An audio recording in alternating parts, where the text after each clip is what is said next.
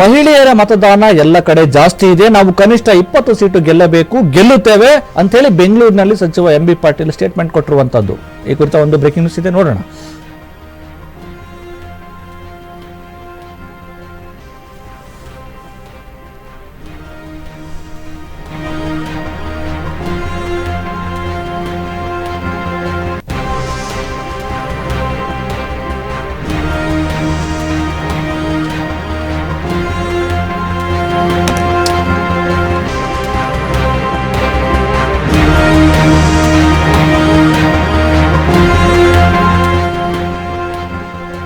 Pen drive ಕೇಸಿಂದ ದೊಡ್ಡವರಿದ್ದಾರೆ.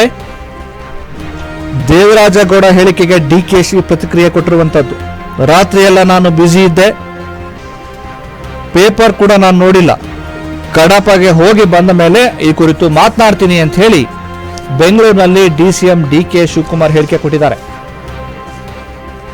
Pen drive case ಸಂಬಂಧಪಟ್ಟ ಹಾಗೆ ಮಹತ್ವದ ಮಾಹಿತಿಯನ್ನ ಡಿಸಿಎಂ ಡಿಕೆ ಶಿವಕುಮಾರ್ ಕೊಟ್ಟಿರುವಂತದ್ದು.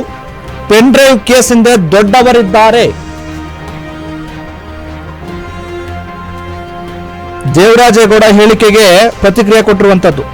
ಯಾರೆಲ್ಲ ದೊಡ್ಡವರಿದ್ದಾರೆ ಅದರ ಬಗ್ಗೆ ನಾನು ಮಾತಾಡ್ತೀನಿ, ರಾತ್ರಿ ಎಲ್ಲ ನಾನು ಬ್ಯುಸಿ ಇದ್ದೆ, ಪೇಪರ್ ಕೂಡ ನಾನು ನೋಡಿಲ್ಲ, ಕಡಪಗೆ ಹೋಗಿ ಬಂದ್ಮೇಲೆ ಈ ಕುರಿತು ಸ್ಪಷ್ಟನೆಯನ್ನ ಕೊಡ್ತೀನಿ ಅಂತ ಹೇಳಿ ಹೇಳಿರುವಂತದ್ದು. ಅಂದ್ರೆ ಈ ಪ್ರಕರಣದ ಹಿಂದೆ ಯಾರೆಲ್ಲ ಕೈವಾಡ ಇದೆ, ಈ ಪ್ರಕರಣ ಇನ್ನು ಯಾವೆಲ್ಲ ರಾಜಕೀಯ ಸ್ವರೂಪವನ್ನ ಪಡೆದುಕೊಳ್ಳುವ ಸಾಧ್ಯತೆಗಳನ್ನ ಇದೀಗ ಡಿ ಕೆ ಶಿವಕುಮಾರ್ ಅವರ ಸ್ಟೇಟ್ಮೆಂಟ್ ಇಂದ ನಾವು ಗ್ರಹಿಸಬಹುದಾಗಿದೆ.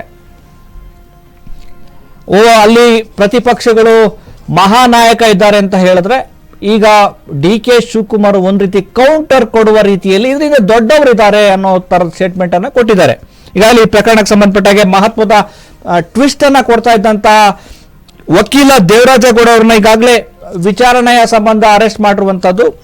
ಸೊ ಆ ಒಂದು ದೇವರಾಜೇಗೌಡ ಅವರ ಹೇಳಿಕೆಗೆ ಸಂಬಂಧಪಟ್ಟ ಹಾಗೆ ಇದೀಗ ಡಿ ಕೆ ಶಿವಕುಮಾರ್ ಸ್ಟೇಟ್ಮೆಂಟ್ ಅನ್ನ ಕೊಟ್ಟಿದ್ದಾರೆ. ರಾತ್ರಿ ಎಲ್ಲ ನಾನು ಬ್ಯುಸಿ ಇದ್ದೆ, ಪೇಪರ್ ಕೂಡ ನಾನು ನೋಡೋದಕ್ಕೆ ಆಗಿಲ್ಲ, ಕಡಪಗೆ ಹೋಗಿ ಬಂದ ಮೇಲೆ ಈ ಕುರಿತು ನಾನು ಮಾತಾಡ್ತೀನಿ ಅಂತೇಳಿ ಡಿ ಕೆ ಶಿವಕುಮಾರ್ ಸ್ಪಷ್ಟನೆ ಕೊಟ್ಟಿದ್ದಾರೆ.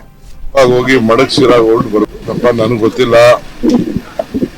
ನಾನು ಕಡಪಾಗ ಹೋಗ್ತಾ ಇದ್ದೀನಿ, ಕಡಪಾಗ ಹೋಗಿ ಮಡಗ್ಸಿರಾಗ ಹೊರಟು ಬರಬೇಕು, ಎಲೆಕ್ಷನ್ ನಾನು ಮನೆಯಿಂದ ಪೇಪರ್ ಈಗ ಓದ್ತಾ ಇದ್ದೀನಿ, all night I was very busy, ನಾನು ಹೋಗಿ ಬಂದ ಮೇಲೆ ಅದೇನು ನೋಡ್ಬಿಟ್ಟು ಮಾತಾಡ್ತೀನಿ. ನನಗೆ ಗೊತ್ತಿಲ್ಲ, ನಾನು ಕಡಪಾಗ ಹೋಗ್ತಾ ಇದ್ದೀನಿ, ಕಡಪಾಗ ಹೋಗಿ ಮಡಗ್ಸಿರಾಗ ಹೊರಟು ಬರಬೇಕು, ಎಲೆಕ್ಷನ್ ನಾನು ಮನೆಯಿಂದ ಪೇಪರ್ ಈಗ ಓದ್ತಾ ಇದ್ದೀನಿ, all night I was very busy, ನಾನು ಹೋಗಿ ಬಂದ ಮೇಲೆ ಅದೇನು ನೋಡ್ಬಿಟ್ಟು ಮಾತಾಡ್ತೀನಿ. ನನಗೆ ಗೊತ್ತಿಲ್ಲ,